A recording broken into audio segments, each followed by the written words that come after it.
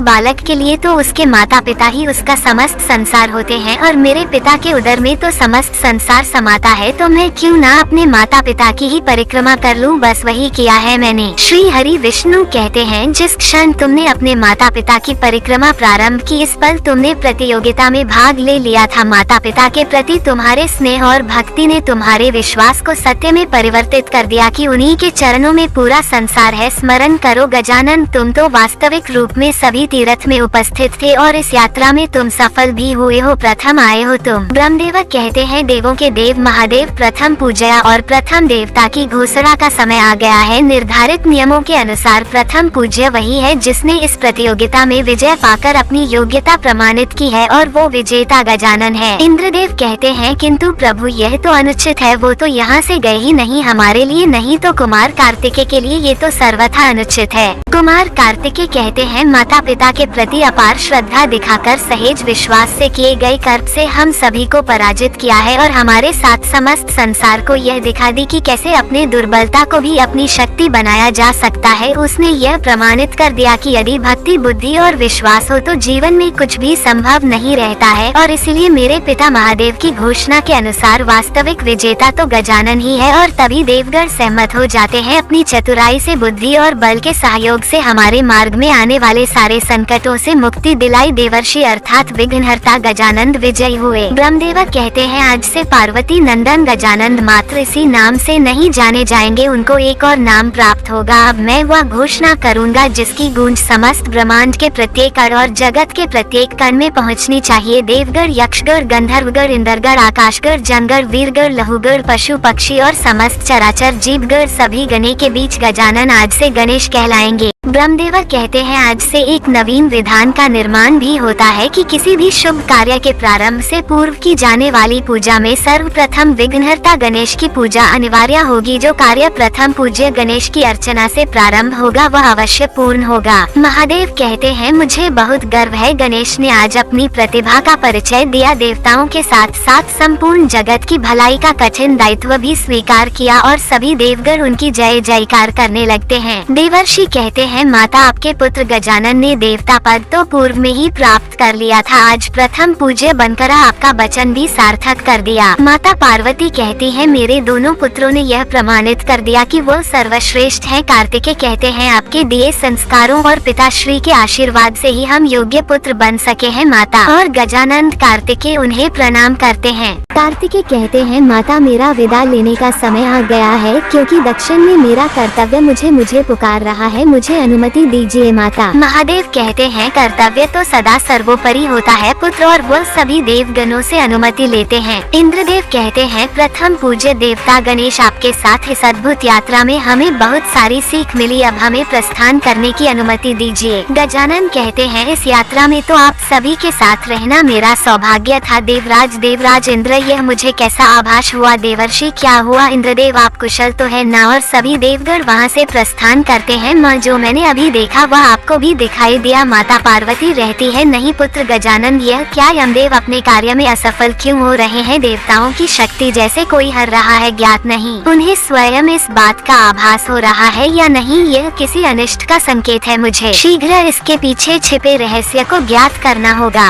गजानन कहते हैं, कौन है जो महासंकट का षड्यंत्र रच रहा है? यह कैसे स्वर्ण, रजत और लौ की विचित्र स्तंभ जो एक साथ मिलकर त्रिकोण बना रहे हैं और गजानन वहाँ पर गिर जाते हैं। मुझे ऐसा क्यों प्रतीत हो रहा है कि पिताजी की शक्ति मुझे वहाँ जाने से रोक रही है? क्या सत्य में पिताश्री महादेव के मंत्रों का जाप हो रहा है? कौन है जो इन मंत्रों की शक्ति से मुझे वहाँ जाने से रोक रहा है और इसके पीछे का क्या उद्देश्य है? प्रतीत होता है जैसे किसी बड़ी असुरी शक्ति के प्रभाव में कोई अत्यंत भीषण योजना रची जा रही है और शिव भक्ति के स्वरों की गूंज भी सुनाई दे रही है, अर्थात पिताजी को इस रहस्य का भी ज्ञात होगा। और वो महादेव के पास जाते हैं और कहते हैं, पिताजी के ध्यान में व्यवधान डालकर सृष्टि का हित नहीं होने दे सकता, किंतु सृष्टि इसी प्रकार 5 तत्वों से रहित होती रही तब तो संपूर्ण जीवन का अहित होगा, किंतु मुझे ही शीघ्र इस संकट से उभरने का उपाय ढूंढना होगा।